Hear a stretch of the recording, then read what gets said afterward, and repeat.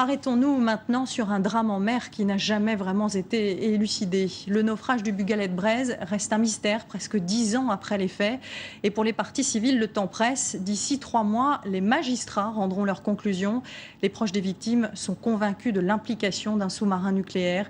Ils se sont toujours heurtés au secret défense. Reportage Julien Beaumont et Iker Zabala. Elle fait partie du décor. L'épave du Bugalet-Braise à l'abandon depuis presque 10 ans dans le port militaire de Brest. Je pense que la vie de 5 marins pêcheurs ne compte pas pour eux. La vérité n'ayant pas été dite au départ, c'est pas 10 ans après qu'on va le dire. On est face au mur du secret défense. Et qu'est-ce qui peut casser ça? Une seule chose, la volonté des politiques. C'est la hantise de tout marin, périr en mer sans pouvoir agir, comme ce 15 janvier 2004.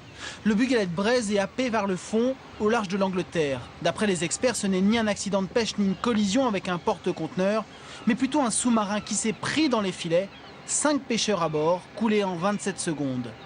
Si rapide que d'après les spécialistes, c'est forcément un sous-marin nucléaire. Or, ce jour-là, sur les 4 présents, 3 sont atomiques. Un Français et un Anglais en exercice militaire, un Américain en mission de surveillance. Des pistes, mais pas d'aveux.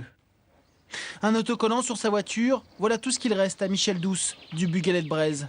L'armateur a perdu ses hommes, son bateau, son entreprise, mais pas sa ténacité. Il a écrit à Nicolas Sarkozy, puis François Hollande, au Premier ministre, sans résultat. On a arrosé tout le monde.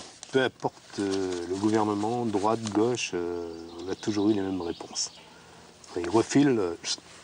Pour lui, il y a non-assistance à marin en danger. Les militaires auraient dû secourir les pêcheurs ou se dénoncer.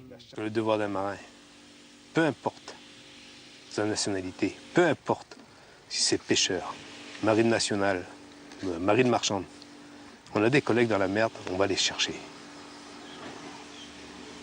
C'est ça la solidarité en mer. Or, ce jour-là, il y en a qui n'ont pas fait, qui n'ont pas eu cette solidarité.